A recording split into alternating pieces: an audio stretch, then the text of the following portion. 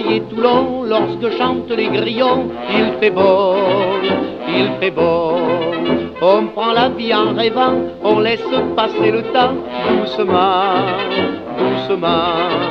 Quand le soir bleu descend devant la mer immense, on se fatigue pas à pousser la romance, car l'air est plein de chansons entre Marseille et Toulon, entre Marseille et Toulon. Mais c'est mon père qui a fait ça. Au départ, c'est mon père. En 1926, en janvier 1926. Et ça s'appelait pas le nautique, ça s'appelait le réveil matin. Et ce matin, nous sommes au café Le Nautique, qui dans les années 30 s'appelait Chez la veuve Schwab, c'est Madame Schwab qui gérait ce café. Ils disaient pas le nautique. Pour eux, c'était chez Schwab. Schwab, ils étaient là, toute la famille, ils étaient là. Ils habitaient ici, ouais. Ils étaient, et après, c'était le petit qui sont venus, toute la famille qui était là, de toute façon. C'était des amis à ma grand-mère en plus. Ah ouais, moi je suis né derrière, là. Je suis né derrière de la rue. C'est la 44. Et c'était un des points de rencontre des écrivains allemands, avec le café La Marine ou le café de Lyon. Je ne sais pas s'il y avait des fractions, les uns dans tel café et les autres plutôt dans tel autre. Je crois que ça dépendait plutôt du hasard. Mais le nautique, c'était le café, le rendez-vous essentiel où tout le monde se retrouvait. Il y avait quand même, à ce moment-là, des artistes qui venaient, des artistes peintres comme Kissling, le Thomas Mann, l'écrivain, alors qui venait de temps en temps au nautique, mais alors très sélect. Il avait tout le temps le nœud papillon avec son frère. On les reconnaissait à ça. Thomas Mann s'est réconcilié en quelque sorte avec la France depuis qu'il a habité à Sanary. C'est vraiment la ville de Sanary qui a fait que Thomas Mann change d'opinion sur la France. Donc on comprend tout à fait pourquoi les émigrés dans les années 30, alors qu'ils étaient des gens persécutés, en difficulté, se sentaient bien à Sanary. C'était une ville où ils aimaient séjourner, où ils aimaient écrire, peindre. Et c'est ça qui, la qualité du séjour de Sanary est pour beaucoup. Pour résoudre cette question, pourquoi Sanary a servi de lieu de rencontre, une ville de 4000 habitants à l'époque. Et la chose à remarquer, c'est que jamais depuis le Weimar de Goethe et Schiller, il y a autant d'intellectuels allemands autrichiens sur un lieu aussi restreint.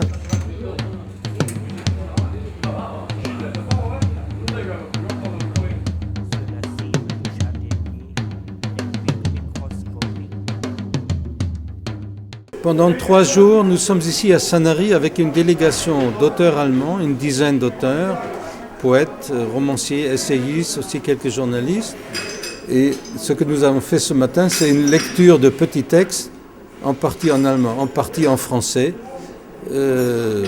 pour nous rattacher à cette tradition littéraire. Évidemment, en Allemagne, c'est une grande tradition, les écrivains lisent leurs textes. Dans les librairies ou dans les lieux publics, ça c'est la tradition. Flutkatastrophe, die dich aus Böhmen mitbrachte, weggerissen Häuser, Wasserlinie im Wohnzimmer, süße Männermatratzen, Blitzchen, so ist der Tod. Ihn liebt sie. Frau Hessel und den Söhnen die Hände, bedeckten uns eilig wieder und gingen davon. Hessels Beerdigung hatte viel von der Stimmung, mit der ein gefallener Kamerad an der Front verscharrt wurde.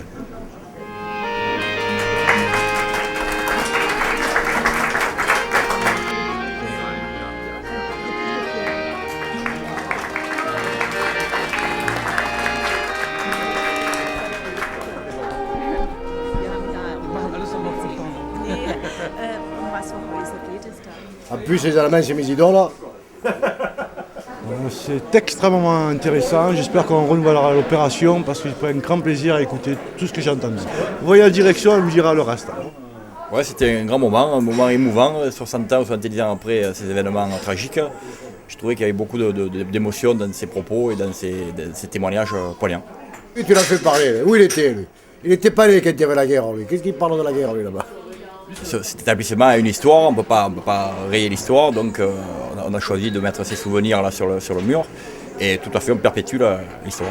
C'est au top. Aujourd'hui, grande journée commerciale et culturelle.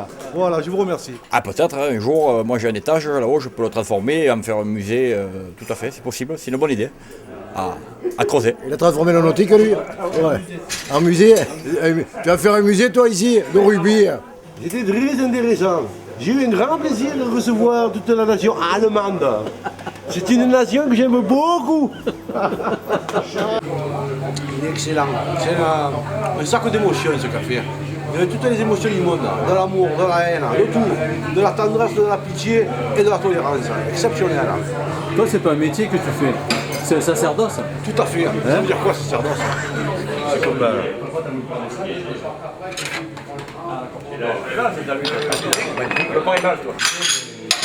Je pense que des femmes de petite vertu, tout à fait.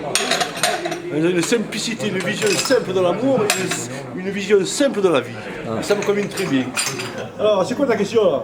Donc, répète un peu, j'ai compris ce que tu as dit, je te dis de suite. Il y en a deux qui me font chier à Sanary. C'est Jean-Pierre Mornard et Albert. Donne-moi le café. Il est compliqué. Ça, non.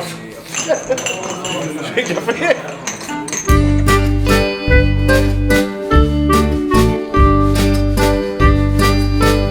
J'ai fait un petit tour en ville, là, quelques courses sans importance. Oui. Enfin, je sors. Bon. Vous ferez peut-être une petite pointe jusqu'au café Mosteg, là, on mangerait un peu de poisson, une côtelette. Oui. Enfin, je sors.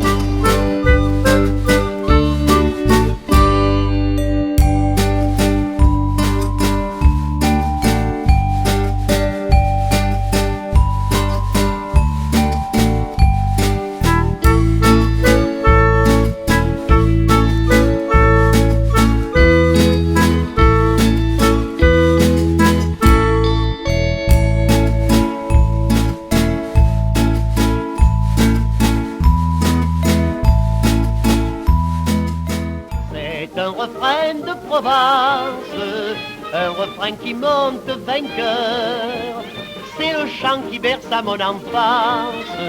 Il met du soleil au fond de mon cœur, et s'il n'a pas de paroles, je comprends les mots qu'il me dit.